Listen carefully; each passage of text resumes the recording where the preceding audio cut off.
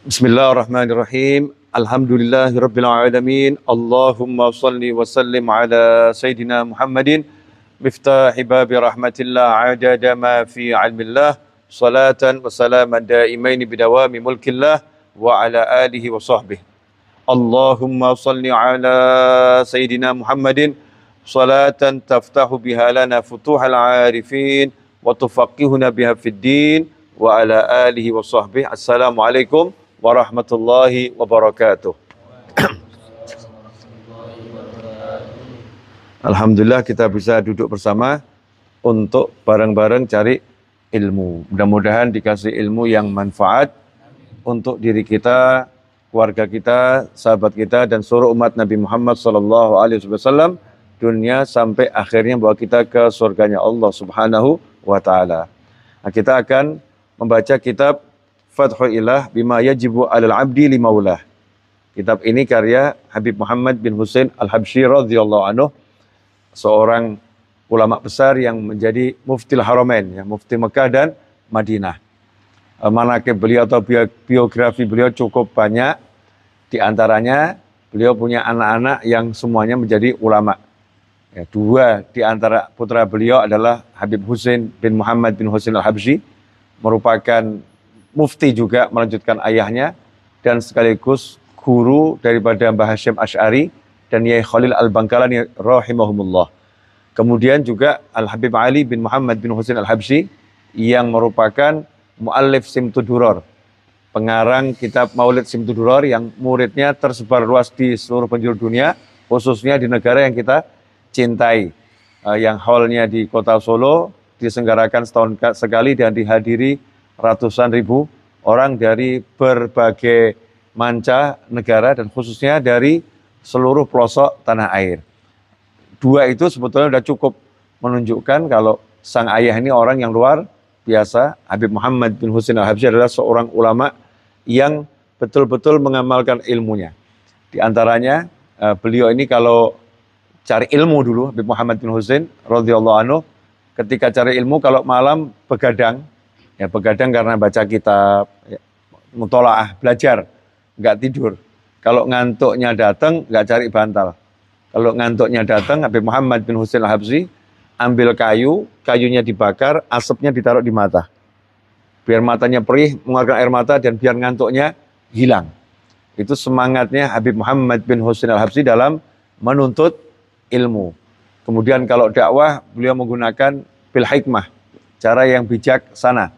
Nah, di antaranya ketika di Mekah, beliau ditugaskan berdakwah di luar kota Mekah. Karena kota Mekah, kalau di dalam kota Mekah, orang semua pada ke Ka'bah. Tapi yang di luar kota Mekah, yang di perkebunan, kadang tidak ada yang berdakwah ke sana. Maka Habib Muhammad bin Husain radhiyallahu anhu mengajak murid-muridnya keluar kota Mekah, mencari petani-petani yang ada di kebun-kebun kurma, kemudian berkata kepada mereka, silakan kalian duduk minum teh bersama saya buatkan teh ya dengan murid saya. Kurma yang kalian lagi bercocok tanam itu biar murid saya yang ngurus. Jadi murid-muridnya disuruh bercocok tanam, petaninya suruh istirahat, dikasih minum teh, diajak ngobrol, diajari berbagai hal-hal yang wajib ya dalam kehidupan beragama. Itu cara dakwahnya Habib Muhammad bin Husain Al-Habsyi. Di antara karya beliau adalah kitab yang ada di hadapan saya, Fathul Ilah, pembuka dari Allah Subhanahu wa Ta'ala. Bima yajibu alal abdi limaulah, yang membahas kewajiban-kewajiban seorang hamba kepada Allah Tuhannya, ya, kepada Allah Tuhan Maha Tuannya. Apa yang wajib baginya baik secara zahir maupun secara batin. Karena manusia itu ada banyak sisi. Globalnya, sisi luar dan sisi dalam. Jadi kewajiban di luar lahiriah dan kewajiban di dalam batiniah seorang hamba kepada Allah Subhanahu wa Ta'ala akan dibahas di kitab ini. Diawali dengan khutbatul kitab atau muqaddimah. Bismillahirrahmanirrahim. Alhamdulillah hamdan nastajlibu bihir ridha wa nastadfi'u bihi su'al qadha. Setelah mengucapkan Bismillahirrahmanirrahim atau basmalah yang kita semua mengerti bahwasanya segala sesuatu yang baik harus diawali dengan Bismillahirrahmanirrahim agar tidak terputus barokahnya. Nah setelah bismillah, maka alhamdulillah. Fungsinya alhamdulillah ini apa? Menurut mukadimah ini bisa kita ambil ilmu, karena kalau diterjemahkan alhamdulillah hamdan, dengan suatu pujian, nastajlibu bihir ridha, dengan pujian tadi kita bisa mendapatkan ridha dari Allah, wa nastadfi'u bihi su'al qadha, dan kita bisa menyingkirkan ketentuan yang buruk. Su'al qadha, ketentuan yang buruk. Berdasarkan mukadimah ini, satu baris ini, maka kalau kita itu bersyukur pada Allah Ta'ala, alhamdulillah itu kan pujian dengan lisan, yang diucapkan karena hati merasakan nikmat. Karena hati menyadari nikmat, maka lisannya memuji Allah Subhanahu wa Ta'ala. Maka pujian-pujian ini terangkum dalam satu kata, alhamdulillah. Segala puji adalah miliknya Allah Subhanahu wa Ta'ala. Segala puji hanya untuk Allah Subhanahu wa Ta'ala. Segala puji dikatakan milik Allah. Pujian yang kita berikan pada siapapun sejatinya milik Allah. Karena semua keindahan adalah Allah yang menciptakan. Ya, semua kebaikan adalah Allah yang memberikan. Karena itu kalau kita muji seorang atas kebaikannya, muji seorang atas keindahannya, kecantikannya, ketampanannya, maka sejatinya pujian itu milik Allah, bukan milik orang itu. Karena orang itu sebetulnya tidak punya apa, tidak punya apa-apa. Semuanya milik Allah Subhanahu wa Ta'ala. Seperti kalau kita dipinjemin mobil sama seseorang. Ada orang minjemin kita mobil, kemudian mobilnya bagus, di jalan teman kita ngomong, wah mobilmu bagus. Nah kalau kita kemudian senyum-senyum gak jelas gitu kan ya, aneh gitu. Nah, maka kita mengatakan, yang layak dipuji yang punya mobil. Yang punya mobil bukan saya cuma dipinjemin. Makanya ketika ada orang memuji kita atas kebaikan-kebaikan kita, maka kita ucapkan alhamdulillah. Ya. Ini semua miliknya Allah Subhanahu wa Ta'ala. Meskipun kita juga diperintahkan, kalau ada orang yang berbuat baik kepada kita, kita diperintahkan untuk mengucapkan terima kasih. Karena orang tersebut telah dipilih oleh Allah Ta'ala menjadi kepanjangan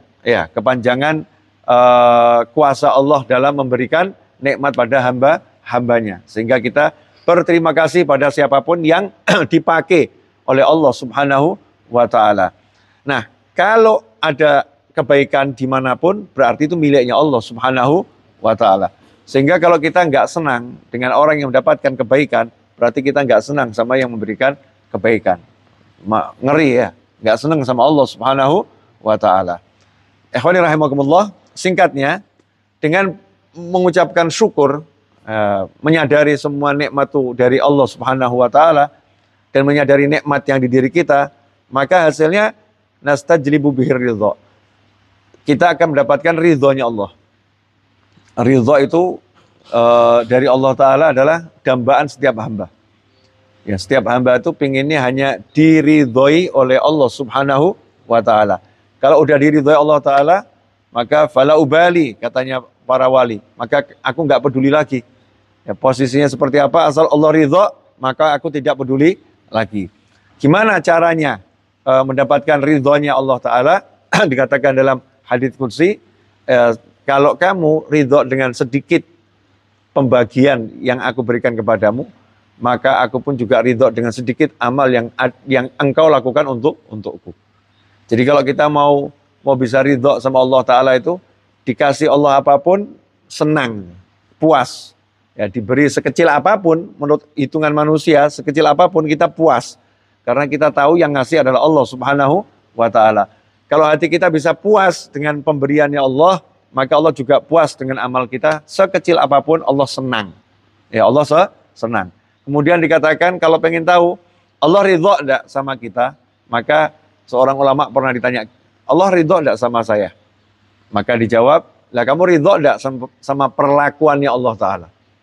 Kalau kamu ridho dengan perlakuannya Allah Ta'ala, dengan ujiannya Allah Ta'ala, ya, dengan apapun yang Allah lakukan ke dirimu, kamu ridho, kamu enggak protes, maka Allah ridho sama kamu.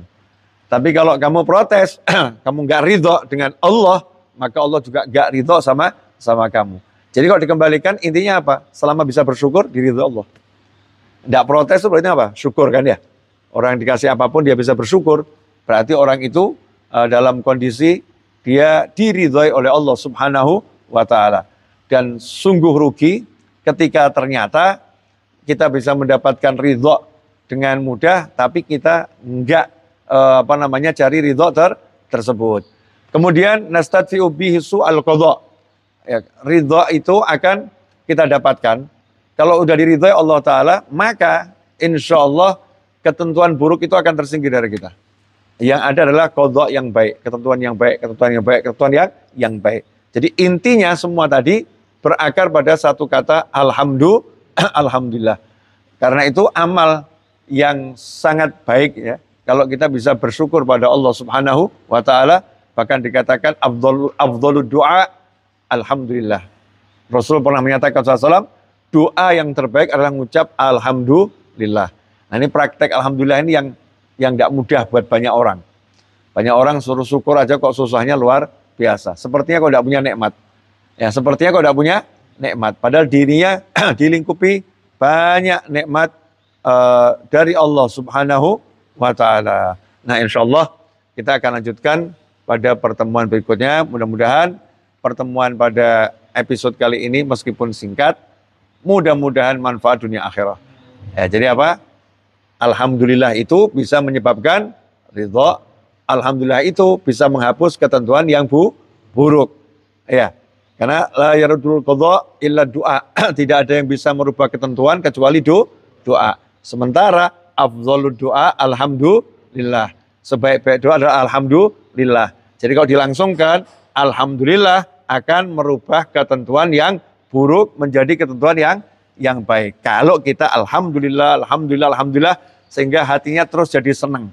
Karena orang kalau bersyukur yang dia dapatkan adalah kesenangan dari Allah Subhanahu wa Ta'ala. Tapi kalau dia kufur nikmat, naudzubillah min dzalik, la in syakartum la azidannakum wa la in kafartum inna adzabi lasyadid. La in syakartum la azidannakum. Kalau kalian syukur pasti aku tambah. Wa la in kafartum inna adzabi lasyadid. Tapi kalau kalian kufur, ingat siksaku teramat pedih. Mudah-mudahan kita masuk kelompok yang bersyukur pada Allah Subhanahu wa Ta'ala. Semoga berkah manfaat. Allahumma salli wa sallim ala Sayyidina Muhammadin miftahi babi rahmatillah adada ma fi ilmillah salatan wa salaman daimaini bidawami mulkillah wa ala alihi wa sahbihi. Allahumma ja'al fi ta'atika farahi wa sururi wa fi mardatika jami'a umuri. Allahumma ya alim bihalati wa muttali ala sarairi wa niyati iqdi jami'a hajati واغفر ذنوبي وسيئاتي وتجاوز عن خطيئاتي وزلاتي